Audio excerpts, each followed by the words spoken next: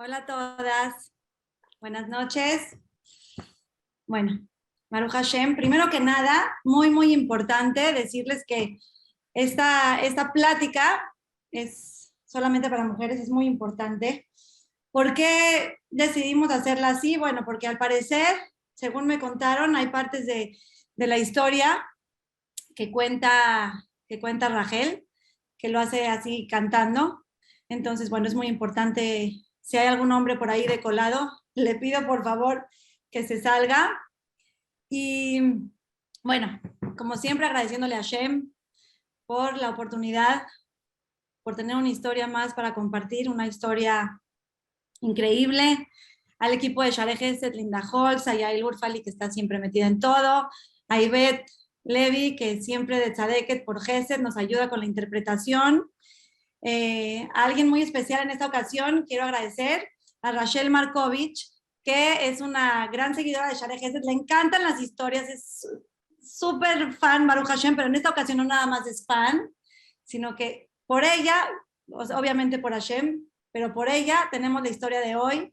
Ella es amiga de nuestra protagonista, nos contactó, nos hizo todo Baruch Hashem, así que muchísimas gracias Rachel, que Hashem te bendiga, me encanta que seas parte de Share Gesed. Y bueno, la parte de la traducción, quiero checarlo nada más, si me dan 2 minutitos, quiero ver con Ivette que está todo bien. Lynn, nos falta ver el mundito abajo, falta que nos aparezca el mundito. Ahí está, ok. En la parte de hasta abajo, porque la plática es en inglés y Ivette nos va a traducir Besrat Hashem al español a las personas que necesiten. En la parte de hasta abajo, del lado derecho, hay un mundito que dice interpretación. Le dan clic y ahí le ponen más y eligen español. Pueden quitar el audio y hay una opción como para quitar el audio original y se escucha más claro. ¿Podemos hacer una prueba, por favor, para ver que todo está bien antes de empezar? A ver, Ivette, si quieres decir algo, que pongan la interpretación y que tú hables, a ver que me escriba. Linda Holtz, ¿me puedes escribir en el chat si tú lo escuchas bien en español, porfis?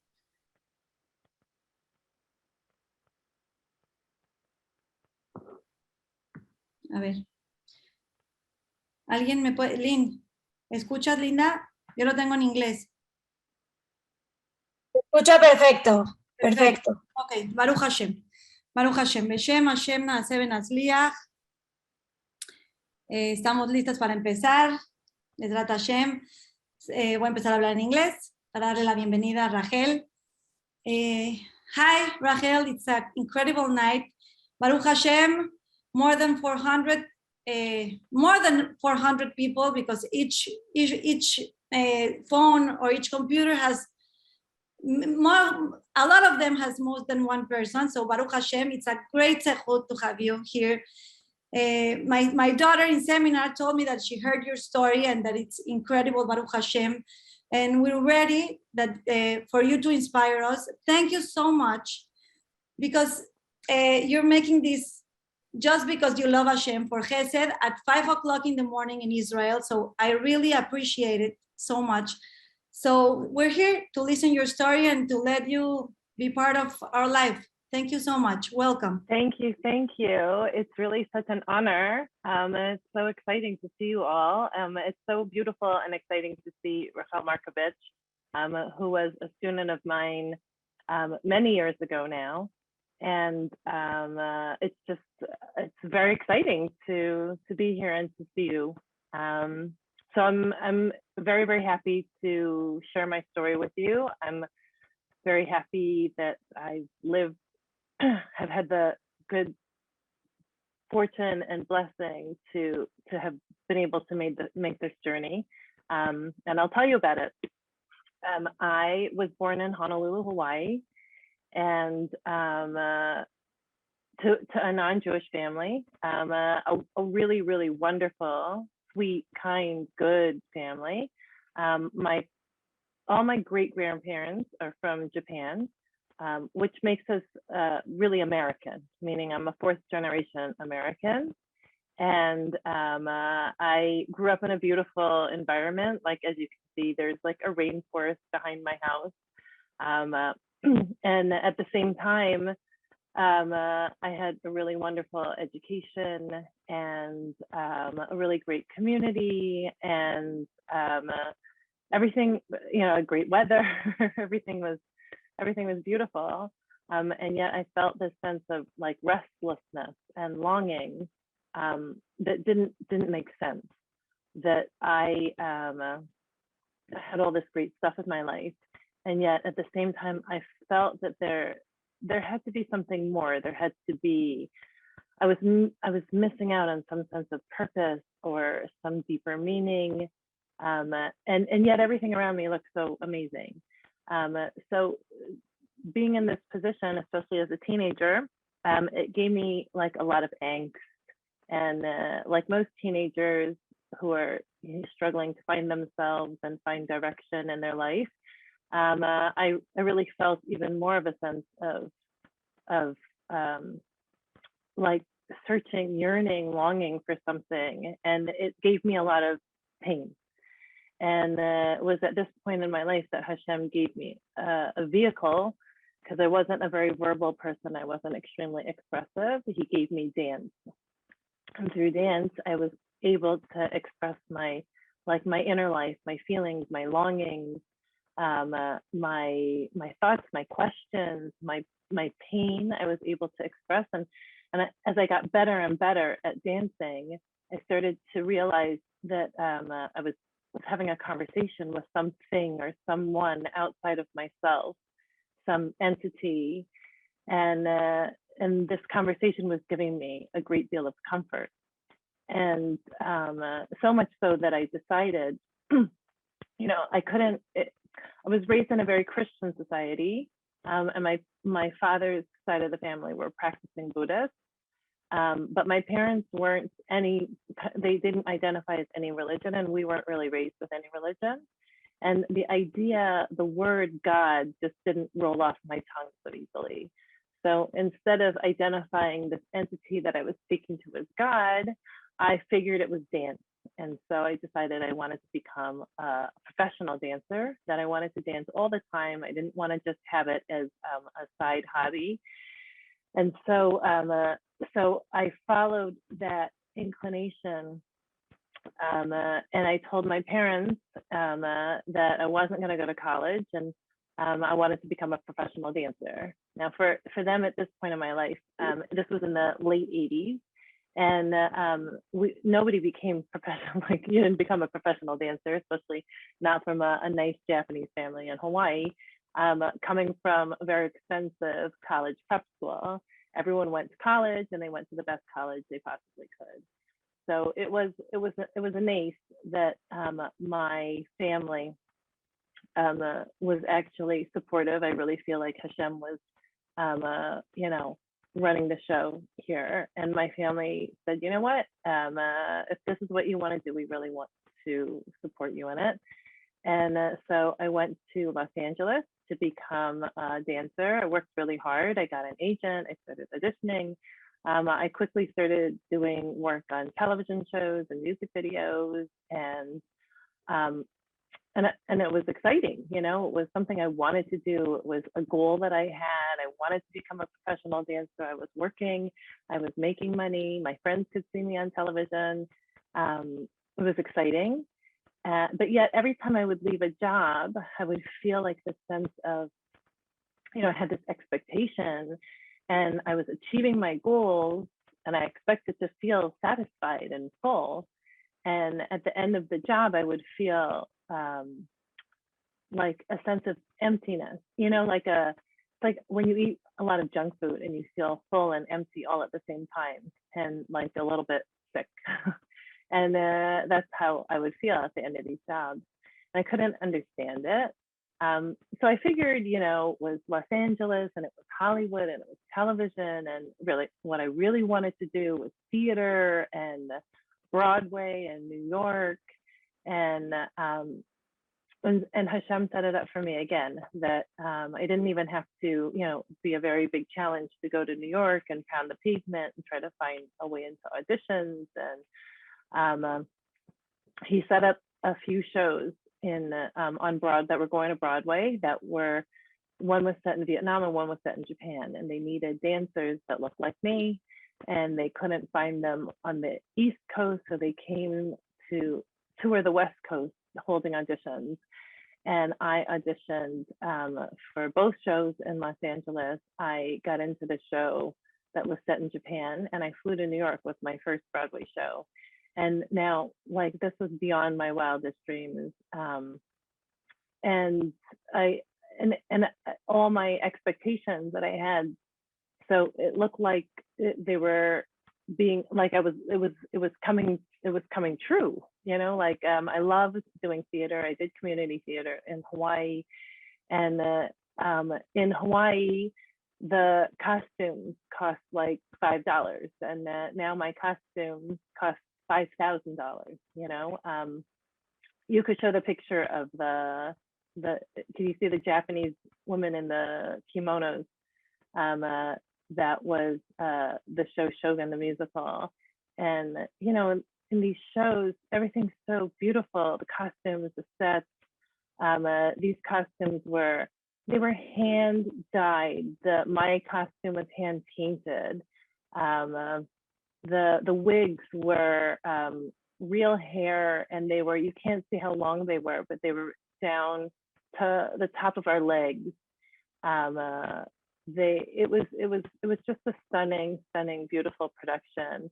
The lights, the sets, the orchestra was incredible, and I thought I was going to feel satisfied again and full, and again there was just like a feeling of like not just wanting something more, but also my friends that I made in theater, artists, were also searching. They were searching for something more in their life. They were sort of dissatisfied with the norm, and we were all sort of searching together. We were very close. We were very good friends. This one in the middle just recently came to Israel. She's not Jewish, she's Mormon. And they were so interested all these years that I've been here to come and visit and to see the Holy Land and experience spirituality. All my friends actually from that world and that life are so excited for what I've done with my life, and admire not just that I have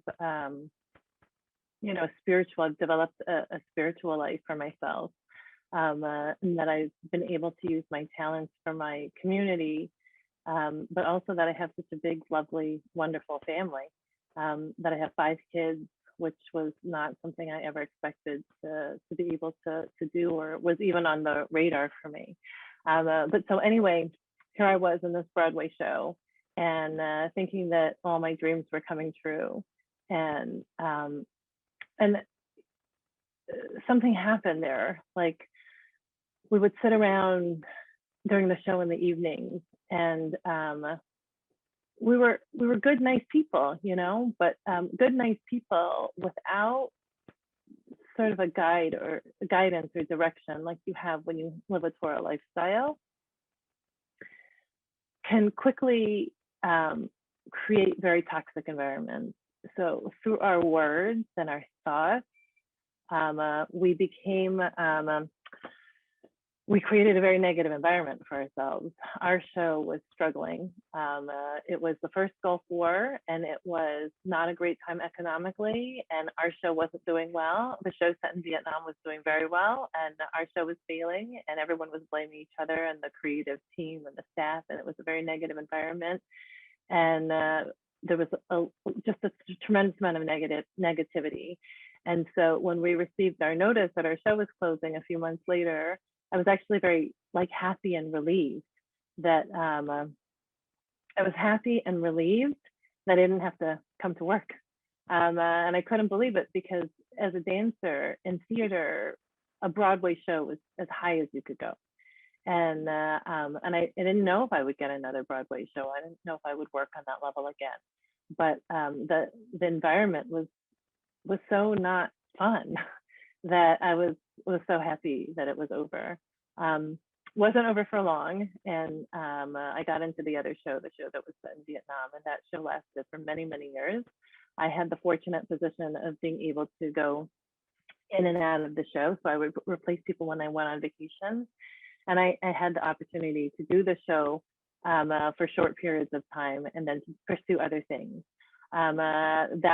This here is a picture of me with a bunch of other women from shows. The two in the middle were also in the show Shogun, and the one on the end was a Rockette with me. They are beautiful, talented, amazing women, and that was a shoot for an Asian American magazine. The main thing that I feel like I did of great importance during that time period through dance and through drama was I started to come to terms with who I was as my own identity as an Asian American who, you know, I'm an American from a Japanese background, but people looked at me and expected me to speak Japanese, which I don't. And they expected me to know how to make sushi, which I don't. Of course, I do now because I'm Jewish, but at the time, I didn't have a great connection to my ethnic identity. And again, all these like fragmented pieces didn't allow me to feel whole. And so through dance and through drama and through working with these incredible women, and the depth of their like their inner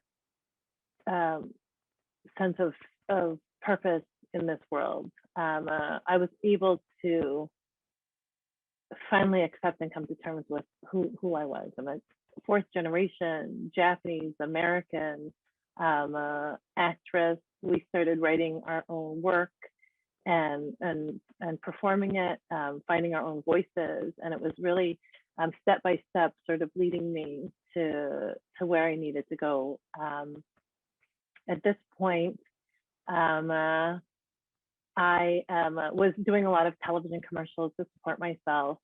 In between going in and out of this Broadway show, I was doing classical theater because it gave me like a study into the human psyche and understanding myself better. And I was like becoming a whole person, and thinking I was going to go out for now Asian American causes, and I'm a proud Asian American.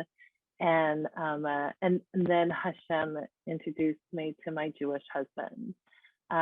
He was a secular Jewish guy. He was a television producer and director, and he had these really amazing special qualities. And he said that it was these qualities he knew were connected to his Judaism. He couldn't really explain why, but he was very, very connected, very identified very much with being Jewish. Didn't know anything about being religious, but what was really important to him to raise his kids Jewish. So what I realized quickly was that if we were going to have a future together, he was really asking me to if I would be interested in converting, because he was belonged to a conservative synagogue and he wanted to raise his kids Jewish, which meant that the mother had to be Jewish. And I was really not interested. I respected so much who he was and his identity because I had just sort of reclaimed my own identity, that I thought that we should just be friends and he should find a nice Jewish girl to marry. I understood and felt very much for him that he wanted to maintain his identity and raise his children in his religion, and I respected it a lot. I just didn't think that I could be part of it. I was also very true to myself, and I looked into many religions, and nothing resonated with me, and I for sure didn't think that Judaism would be anything that would speak to me. So the first thing I did was try to break up with him. And yeah, as I said, he had these special qualities that he connected with his Judaism. So I felt it was only, I felt like obligated to read a book on Judaism so I could share, the things that I disagreed with and the things that I thought, Judaism says this and I don't believe this. And Judaism says God's like this and I don't believe God's like that. And so I read this book and the first thing I read about was Hashem. And from the first description, I understood that for the very first time, I read a description of God that encompassed my thought of what God was.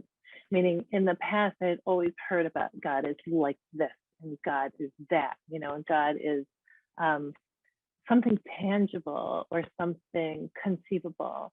And for the first time through Judaism, I read a description about God that says, we describe God like this and we describe God like that, but really God is bigger than that. God is greater than that. God is really not, we can't really conceive of God with our limited brains. God is more than that. And I thought, oh, wow, that's what was always missing in everyone's description of God for me, was that I always knew that God was more than that somehow, and I had never heard it described that way before. And so, and I thought, wow, this is who I've been speaking to my whole life through my dancing. It really is God. It's Hashem. It's this idea that there's something really omnipotent and all-powerful, but not even limited by that concept or those words. And I had to read more. So every concept, every principle that I read about, I thought, wow, that's what I think the world is like. I think that's how I think the world works. Gosh, I'm really connecting, and all this is really resonating with me. And I thought, oh my gosh, what am I thinking? Like, am I actually considering being Jewish? I better call my mom, because my mom will tell me that this is a crazy idea and I can't be Jewish because I'm Japanese. So I called her up and I said, Mom, this guy I'm seeing, he says he wants me to be Jewish. And she says, oh, I was just thinking this morning, you should really marry a Jewish guy. Jewish or Chinese, she said. And I was like, Mom, we're Japanese. What do you mean? And she said, if you marry a Chinese guy, you'll have to take on all these new foods, new culture, new traditions. Same if you marry a Jewish guy. And I was like, well, except for a few small things like God and religion. And she was like, anyway, Jewish men make great husbands. They're great with money, family's important, education. They're just like Japanese people. And I was like, Mom, how do you know that? You don't know any Jewish people. You know what I see on television and the movies. So I hung up the phone with her because she wasn't being any help at all. And I enrolled in a class on Judaism. In this class, it was a conservative class in Manhattan. It was actually my rabbi was from Brazil. Her name was Leah. And she was wonderful. I learned through her so much about Judaism, and she introduced us to the ideas of kashrut and Shabbos, and so they explained to us about how on Friday nights you light candles, you have this nice meal with your family. And I thought, wow, that sounds really beautiful and amazing. I really want to do that. In the process, I had been learning a lot of things about Judaism and taking on little pieces, like Jewish people don't eat pork. And so we stopped eating pork together, myself and my fiance. Now we were engaged. And we stopped eating shellfish. We stopped mixing milk and dairy. And it was something that was actually, I don't know, I couldn't explain it. Something about it was speaking to me. And something about it, even that it was inconvenient, I liked it for some reason. And it was something we were doing together. So it was sort of bonding us. so Shabbos came up, and I thought this is going to be really, really, really, really fun and really, really beautiful. And I prepared a whole meal. You know, I made like fish and a few side dishes. Now I know I made only the first course, but it was really a lot of work for me as you know, a professional in my late 20s, not really knowing how to cook. And we had set, and at the time, I looked in the newspaper, it was winter time, candlelighting was early. So we set dinner to be early at 4:30, and I was waiting, and I was ready, and I was excited, and he didn't show up. It was 4:30, then it was 4:45, then it was 5:30 and 5:45, and I lit the candles for the very first time in my life, and I made the blessing, and I was alone. And it was so disappointing to me. You know, like I thought up until that moment, we were doing this together. And I was, you know, I felt like I was, you know, doing all this for him. I was jumping through hoops and bending over backwards all for him. And I really had to ask myself so appropriately in that moment, like, if this doesn't mean anything to him, what does it mean to me? I'm the one converting, you know, I'm the one that's doing this. I'm the one that's making some sort of commitment. And really, what does it mean to me? And, you know, in my journey, I see so clearly looking backwards how everything was so perfect, even that it felt so not perfect. And in that moment that I lit the candles and I was alone, I felt something. I felt something that was, it was deep, and it was that small, still place inside of you. Yet there was something about it that was weighty, and it was true, and something felt faintly familiar about it. And I felt a sense of peace. And then it was 6 o'clock, and he arrived, and I remembered that I was angry, and yelled at him or something, and we settled into this totally ruined evening because he had totally ruined it. And we had the best evening we ever had together. It was, you know, more than just the sum of its parts.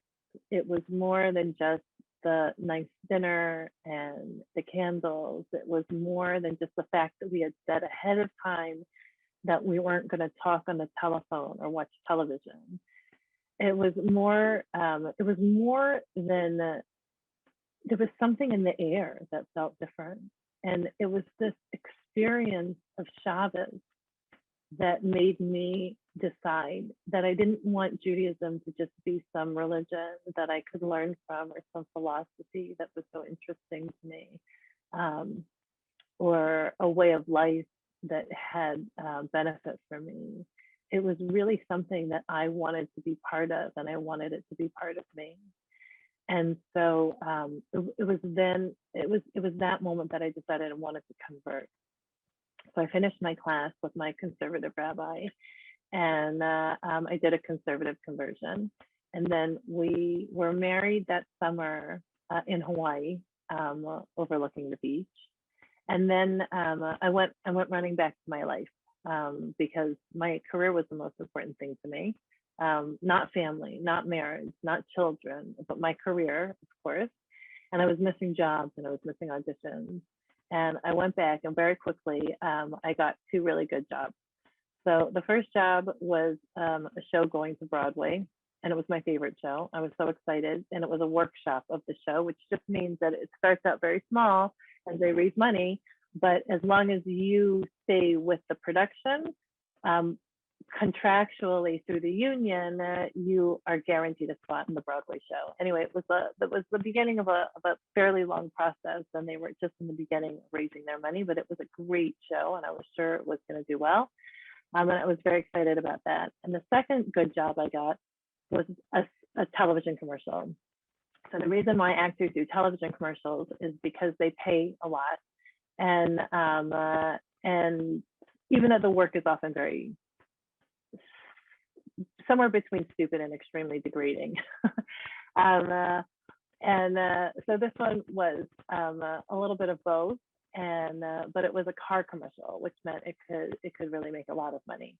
So I was very excited about it. I met my van. They were taking us out to New Jersey early one morning, and we were out getting ready for our first shot with our makeup and everything. And we stepped out of the motorhomes around, I don't know, somewhere around 8:30, getting ready to go do our first shot, and a crew guy runs by and says that a plane's just flown into the Twin Towers, the World Trade Center, and then another one. And then we ran back into the motorhomes and we watched the towers as they fell. And then the whole city and the whole world went into just a state of crisis at that point. And everything shut down, all the bridges, the tunnels, all the shoots, all the work. Our shoot shut down, and we were put up in a hotel overnight. By the time I got back to my home the next day, I found out that 2 of my high school classmates were missing. And then later on, I found out in the week, I found out that they were among the dead.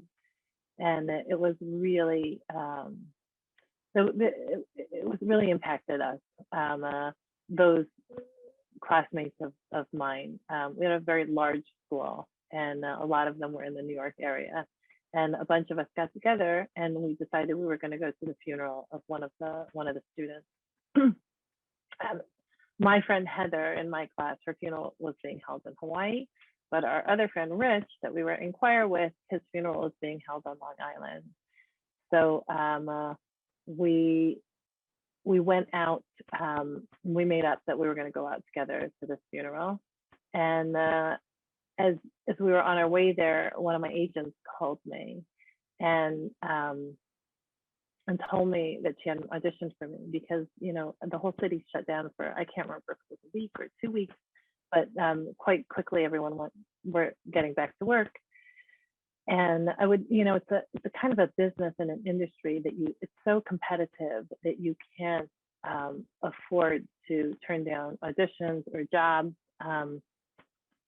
And so I would never normally think to do something like this, but she said that she had an audition, and I, for the first time in my life, felt like I had something more important to do than just my career. And I said to her on the phone that I wasn't available because I was going to the funeral of someone that was killed in the World Trade Center, and expecting that as we shared this experience with the rest of the world of this national tragedy that killed so many people, that she would understand. And she didn't. Just like business as usual, she started to yell at me, you know, who do you think you are? I'm not going to waste my time on you. The agency will drop you. It's a very serious threat for an actor, because it's very, very hard to get an agent. But if you don't have an agent, you have no entry into the job market. Like, you have no way of getting the kind of auditions that were meaningful at all. And but I just couldn't believe what she was saying. And so as I hung up the phone with her, I realized for the very first time in my life that something was desperately wrong, that my priorities were all flipped upside down and backwards. And I didn't know what was right even. I just knew that something was terribly wrong in my life. And I went on to the funeral with my friends, and I watched my friend's widow hold his 3-year-old son, and thinking to myself about what's really important in life, asking, you know, what's really important in life. Like the things that I thought were so important, like money and career, things, objects, you know, materialism, were they really important? You know, were those the things that were really important? And I was thinking, or trying not to think actually, about what my friends were thinking in their last moments. You know, they were caught on the floors above where the fires were, and there was a significant period of time where they knew that they weren't getting out. and I was wondering what kind of clarity they had in those moments, like what was important to them. You know, things that I thought were important, like food. Well, my friend Heather had just become a pastry chef on the top floor in this very prestigious restaurant there.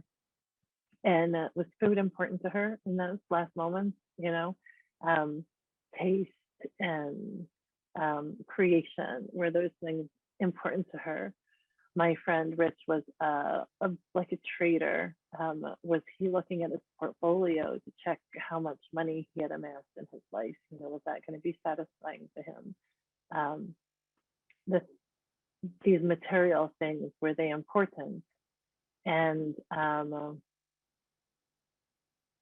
yet we know what they were doing, what them and the people in the airplanes that were hijacked, what they were doing.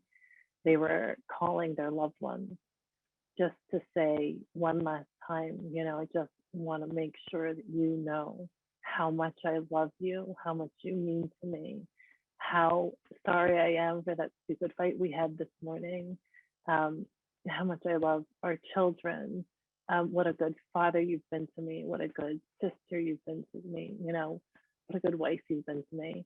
That at the end of the day, the only things that are real are things you can't see, feel, and touch. And like I always thought, you know, that this chair was real because I can touch it. But in, you know, 10, 15, 20 years, this chair is not going to exist. The things that exist, that live on after us, are things like love and kindness and acts of kindness. And I was asking myself, you know, how much of my life is focused on these real things, and how much of my life is focused on the things that aren't real at all, that are temporal and that aren't going to be here. And I just remember, you know, that in my marriage, my husband wanted to have a family, and I was in my early 30s, and I didn't want to. I didn't want to share my body with anyone else. I didn't want to share my time. I didn't want to take care of somebody else. I was afraid that I wouldn't lose weight after I had a baby, like what would happen to my body. And all of a sudden, something shifted in me, and I decided that, you know, I wanted to have a family, and that, you know, the clock was ticking, actually. Meanwhile, the show was going to Broadway without me, and if I had decided to take a break, and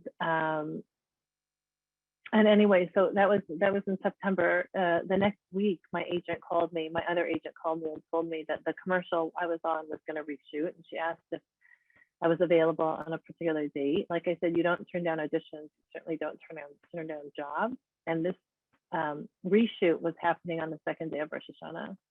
And you know, I was conservative. I wasn't Orthodox. I didn't really know about halacha and observance.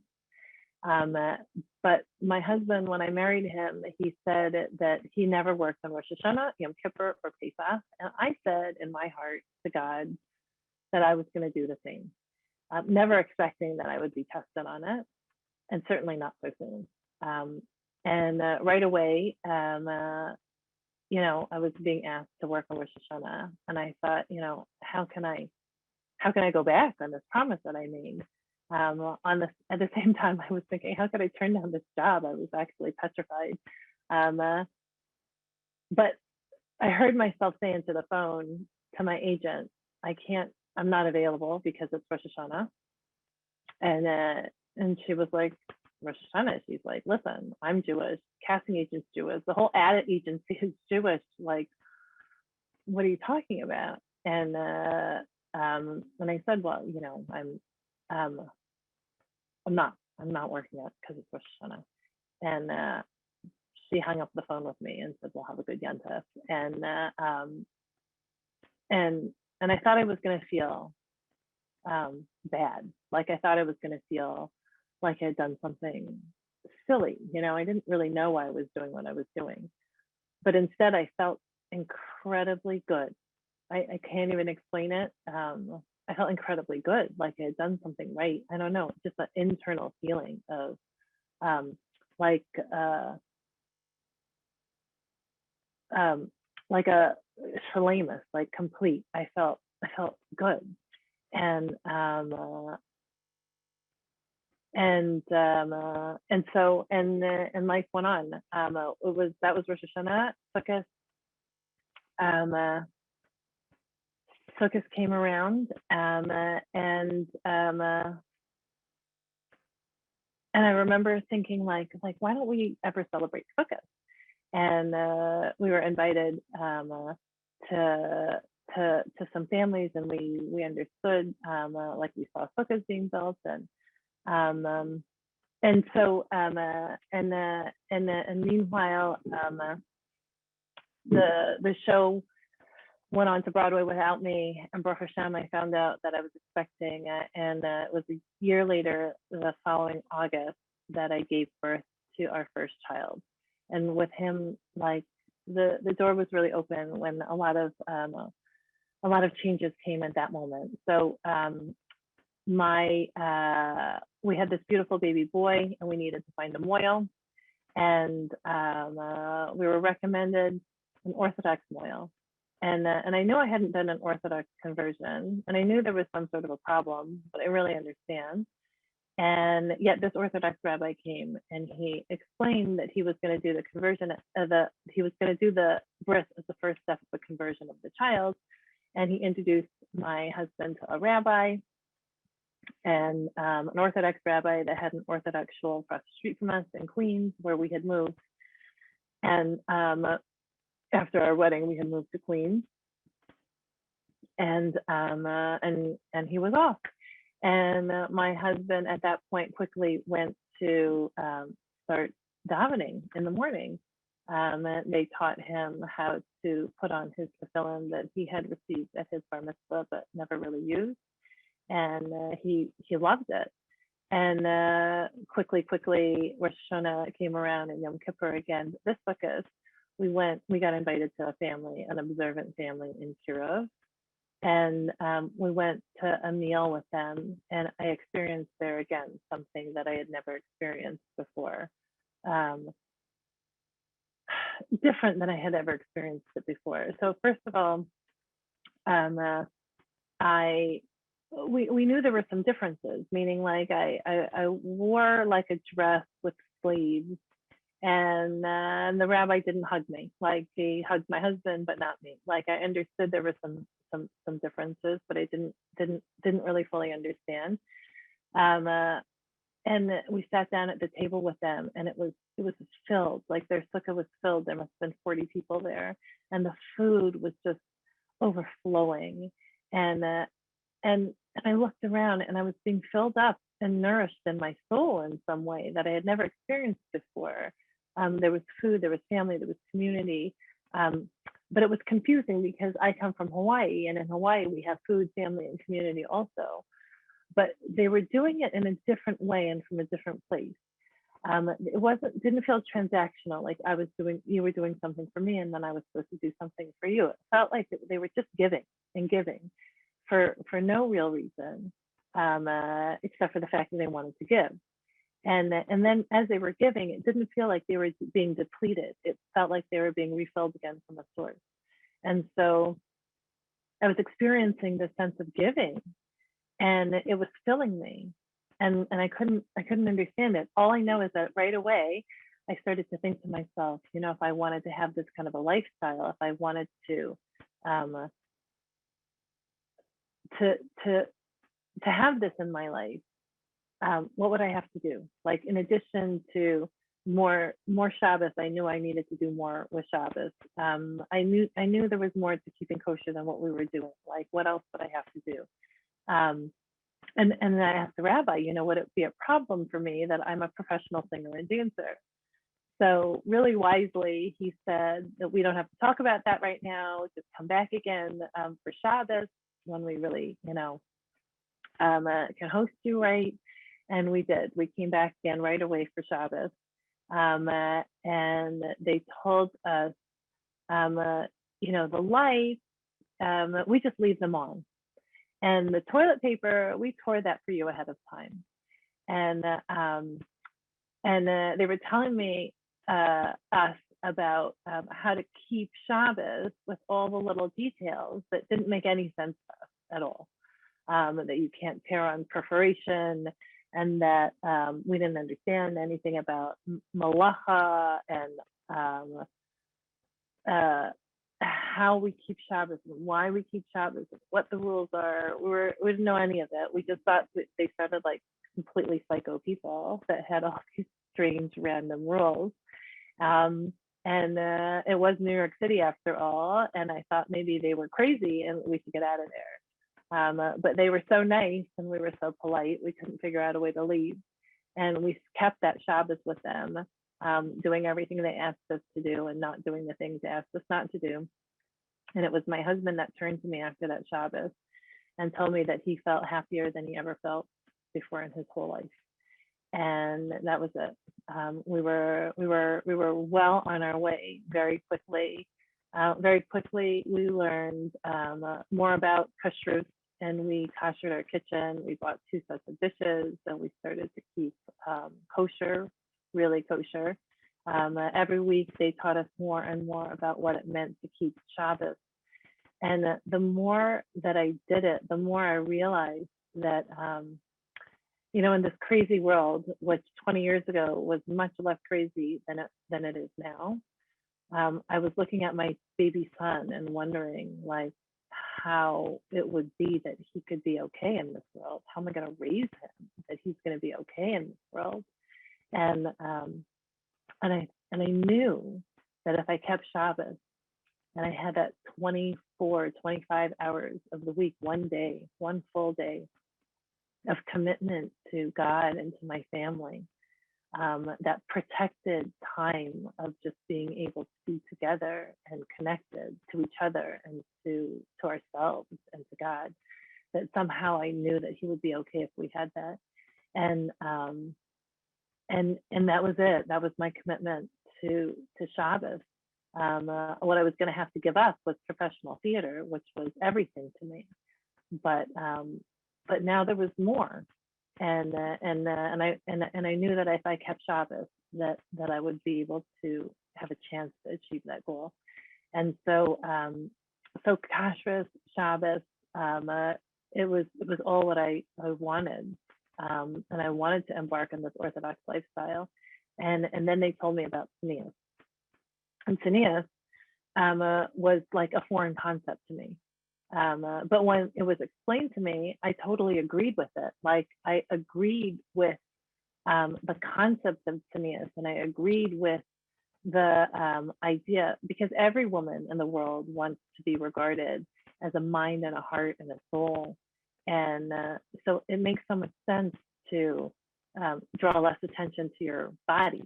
But I just honestly had never thought about it before. It never occurred to me.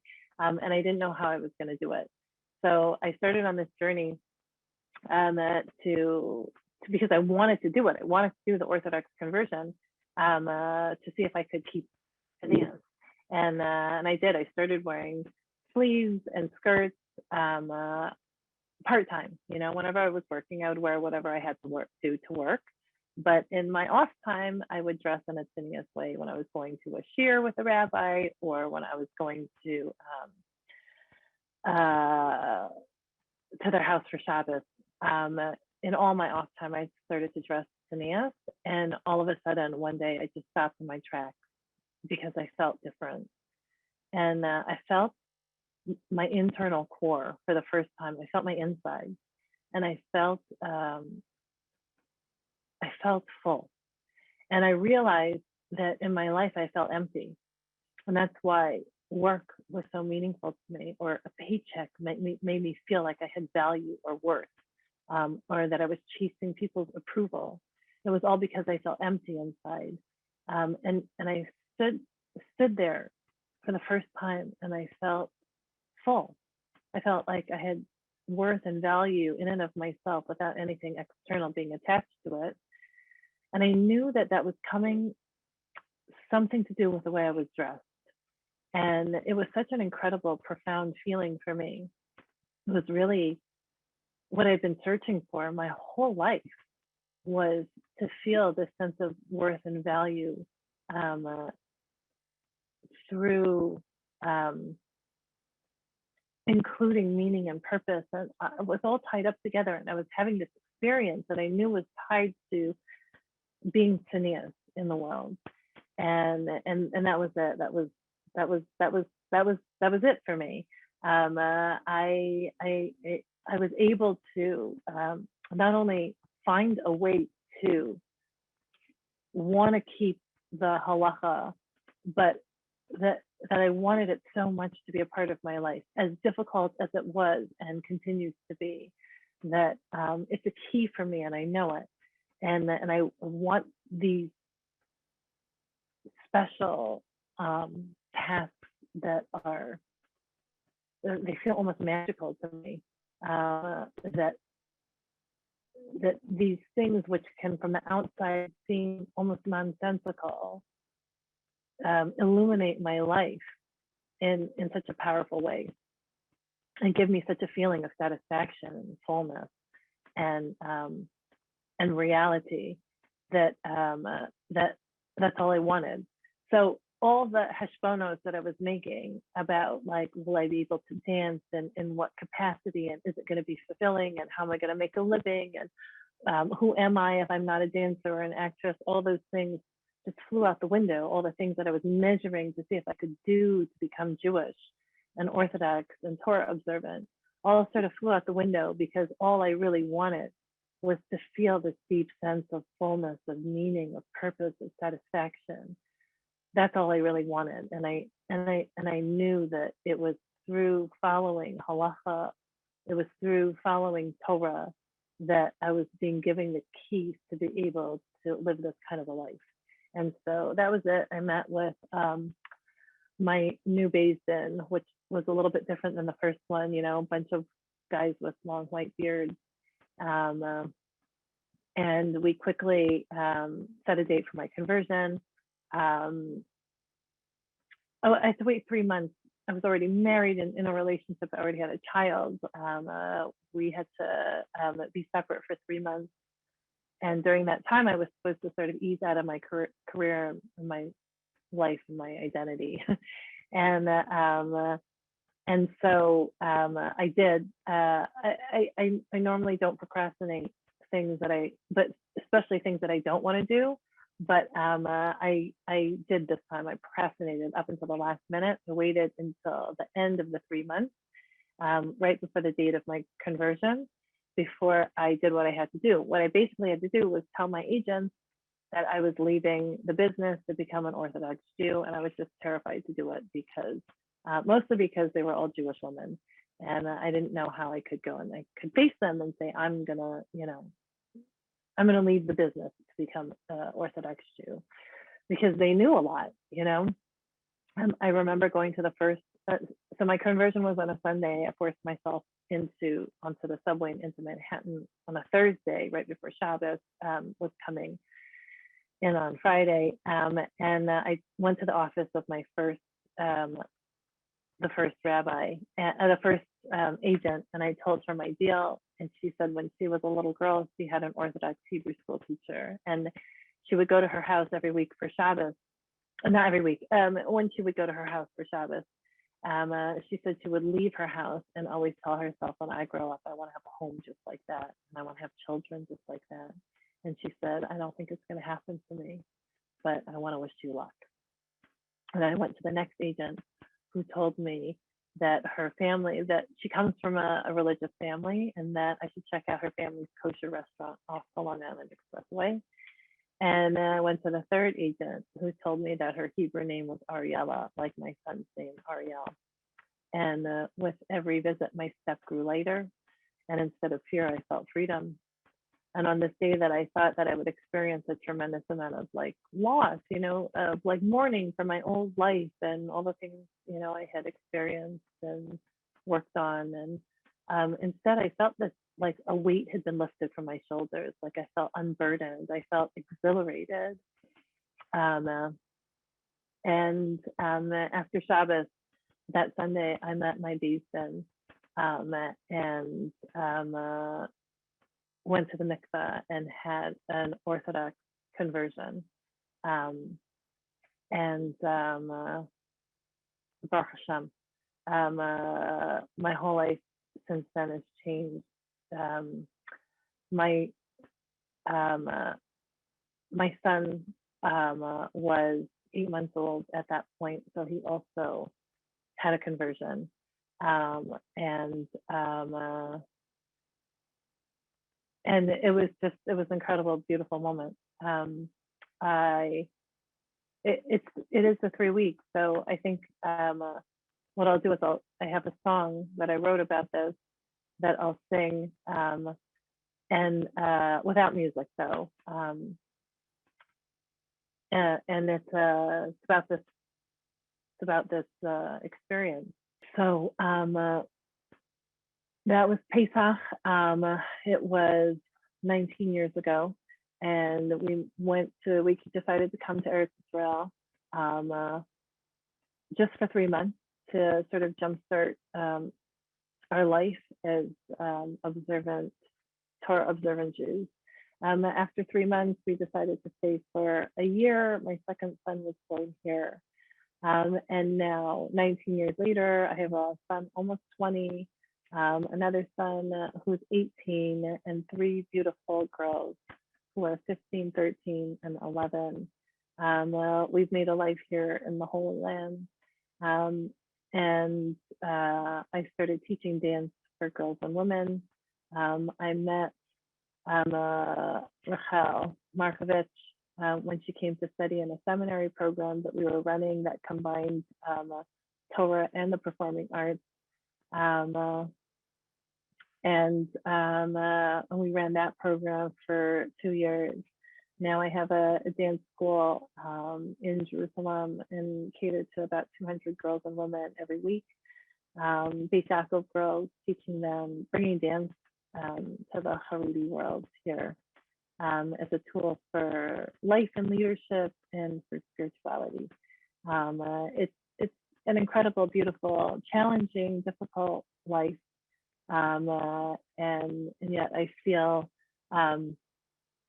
just so fortunate to be able to have experienced all these amazing things. I just recently moved to Ramat Beit Shemesh from Yerushalayim, and again, like, just feel the hand of Hashem just taking care of me the whole time.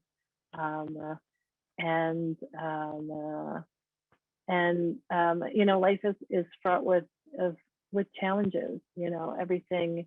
Living here is difficult. Making a living here is difficult. Bringing dance, fulfilling your purpose is challenging and difficult. But I think I've grown every step of the way as a person. A year ago, I was divorced. My husband and I are no longer together. But I'm very, very grateful. Have a lot of hakaras hatov to him and our journey here together. Even that, you know, our paths have really split. You know, I think it goes without saying that came with a huge amount of challenge. And yet I feel so blessed and so fortunate to be able to be here with all my Jewish friends and family, you know, all the friends that have become family, and yet having a beautiful, supportive family also back in Hawaii, and friends around the world who get inspiration from the journey that I've made, and I'd say are even jealous of the spirituality that I found. So, Baruch Hashem, thank you for having me. Rachel, it's a great story. It's amazing how from Broadway, you know what? now you really became a great star. You know, you're a star. You really are in the, you know, in your moment with everything. Now you have everything. I'm sure you know that you have everything, Baruch Hashem. What a road, how many sacrifices. It shouldn't be so easy to live all your dreams, to see that the real dreams will come true. That's what is happening, right? Your Baruch Hashem. The letter of the song, it's amazing. It's so deep. It's beautiful. And I really admire you. You show us what Avodat Hashem is, what is our service to Hashem. And you show us how the person that has Torah, mitzvot, and that it's close to Hashem really has everything. Many people, as you may know, they run all the life for money, for fame. And I love to hear from someone that already had it, that it's really nothing and that it's emptiness. And the only way that we can feel ourselves and feel really full, it's by getting spirituality, by being close to Hashem. And your story, it's amazing. Baruch Hashem that you changed from, and you went to Orthodox, and Baruch Hashem, you have a great family. And I hope, Bezrat Hashem, that you have, that we see you again in the chuppah, and that you can make it again a great marriage with a great husband, with a great person. I'm sure your ex-husband is great, but I hope you have someone that you can make a bait ne'eman b'Israel for all your life. This song is the song I actually started to sing before, and I love the song because talking about my son, the son that that was born, that was sort of very, very instrumental in our journey, because he really inspired us. He really inspired us to want more, and I had this, like, I imagined this whole story for him, because of this amazing purpose that I felt like he had in his life. And what I want to say by this is that we all have an amazing purpose in our life. We're all here for a reason, and or many reasons, and to fulfill that purpose is what we're here for. But so much of the time we feel like, I think that we feel like we don't know what it is, or we feel like we're failing, and just to know that a big part of our purpose is just to be here. And Ariel, my son Ariel, was able to fulfill this huge purpose in his life by just being in our life. And I don't think we know how much of value we have by being here and just being.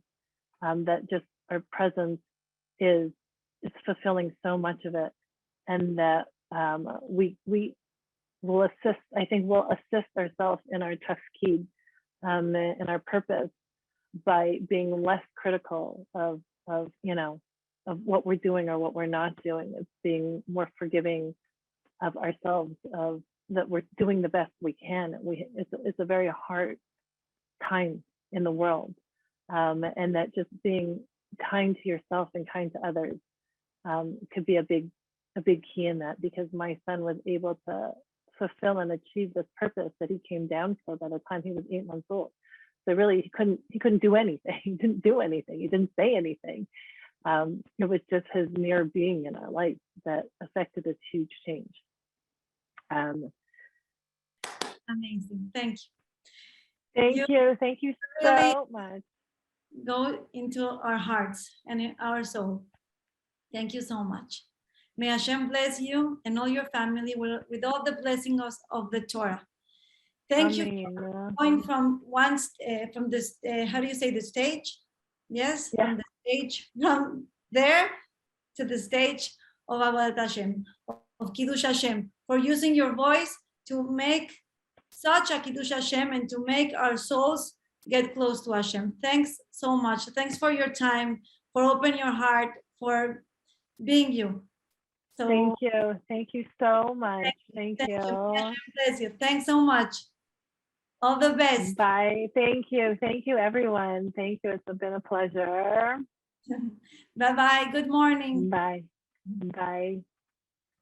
Bueno, a todos ustedes, la verdad, qué hermosa historia, cuánta gente tristemente busca y toda su vida desea lo que cuando la persona lo tiene realmente no lo llena, ¿no? Podemos ver en artistas, en todos lados, cantantes, actores, como la mayoría acaba en drogas, acaban suicidándose, acaban deprimidos, acaban en alcohol. ¿Por qué? Porque no están llenando lo que tienen que llenar. La verdad que escucharlo de alguien que lo vivió nos tiene que llenar tanto y nos tiene que hacer sentir y entender que la única felicidad y la verdadera felicidad es la que viene del alma, y la única forma de llenar el alma es con cosas espirituales. Todo lo material no lo va a llenar. Es todo fake, todo es mentira. Bueno, muchísimas gracias por estar aquí esta noche, y les quiero recordar que tenemos los jueves de Bezrat Hashem, Short and Sweet con Linda Tawil, unos 10-15 minutos para convivir, para estar juntas, los jueves Bezrat Hashem a las 8 de la noche, hora de México, hora de Panamá. Me encantaría verlas ahí. Y bueno, ya saben que las quiero mucho y les mando un beso. Y espérenme tantito, quiero agradecerle otra vez a Ivette, que nos ayuda siempre con la traducción. Eres una reina, Ivette. Que Hashem te bendiga, que Hashem bendiga a todas. Buenas noches, que descansen. Y Bezrat Hashem nos vemos pronto con otra historia increíble. Pero el jueves nos vemos antes en Short and Sweet con Linda Tawil. El mismo ID, la misma contraseña. A las 8 de la noche, hora México, hora Panamá. Buenas noches, Laila Tov.